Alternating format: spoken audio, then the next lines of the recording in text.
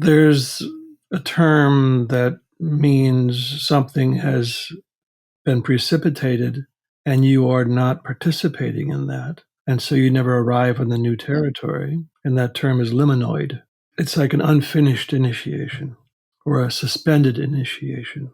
Something has rocked your world, but rather than going through the process of disintegration and reemergence, we backpedal and grasp onto old strategies of surviving and old patterns, and we reinforce them even. We might drink more, or, we won't allow ourselves the process of going through that process of change. I mean, three things happen in any true initiation. There's a radical severance from the world that you once knew.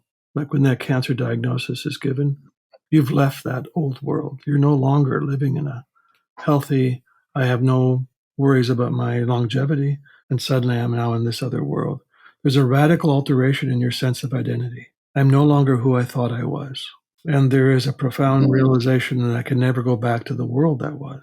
Now, in that disrupted initiation, you try going back to the world that was.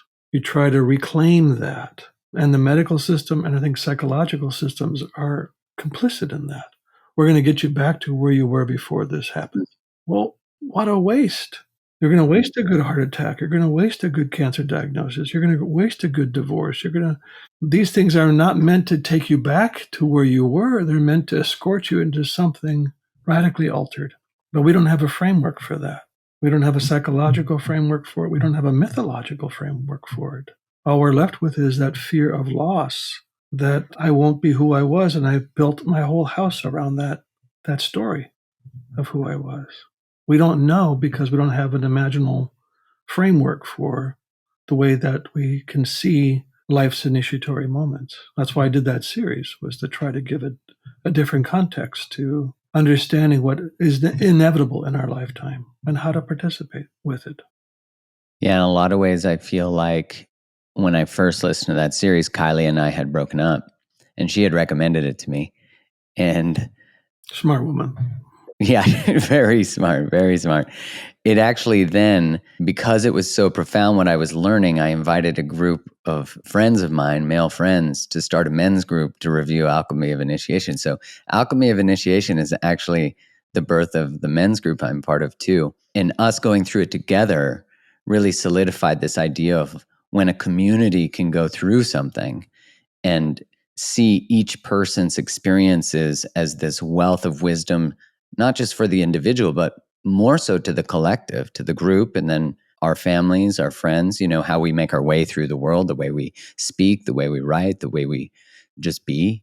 That what I noticed was I didn't have, and I know a lot of your work also centers around grief too, as well. And, because it's also part of the initiation aspect. And I found that I was being invited to feel so many things I hadn't felt, these sadnesses, but what shifted for me was that I had never looked at grief as, and now I'm like, man, grief to me might be the most potent vehicle for transformation. And it's a strange relationship that I've developed with it now, where there's such a sense of love in the feeling. Like there's such, just a richness. Like I think of the soil, I think of the forest now. I think so many things have shifted.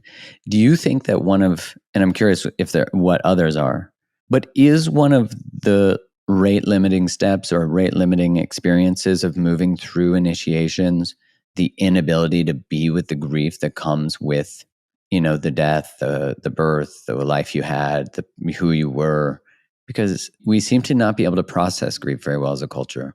I think that's certainly a factor because, again, what happens typically in a confrontational experience with loss of any kind is that you're required to face it alone. And in the absence of a holding space or a communal space for that grief, we get overwhelmed by it. We are terrified by the grief. So rather than seeing grief as an expression of losing around things I've loved or an effect of something that's been taken or disappeared in my world, all we encounter really is the emotional weight of it.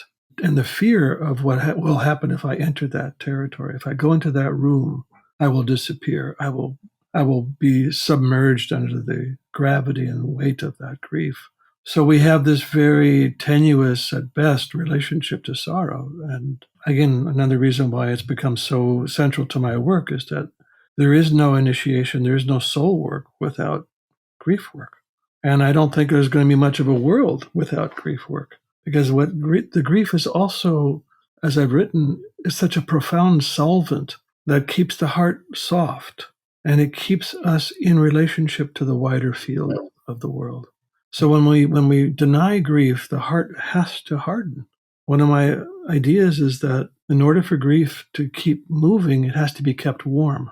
So I have to bring my affection to it, my interest, my curiosity, my time, my effort has to go into being with the sorrows that are there.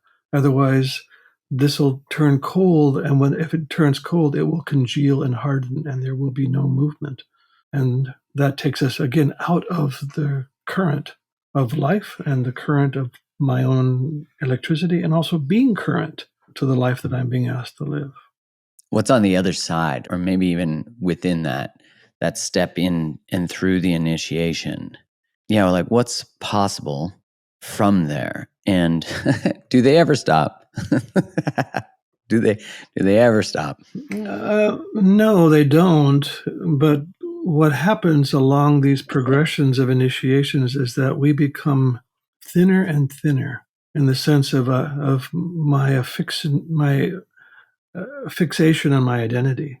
Every initiation that comes along releases some part of my narrative, until I remember reading Jung's autobiography at the very end of his life in his early 80s, was writing in the back of his book about him not really knowing who he was anymore. Was he a fern? Was he a cloud?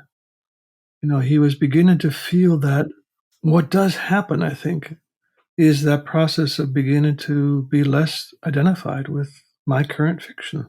So these initiations are sheddings. They're kind of molting that allows something more soulful to step forward and less personal. And the soul is ultimately deeply rooted in the living fabric of the world, the anima mundi, the soul of the world.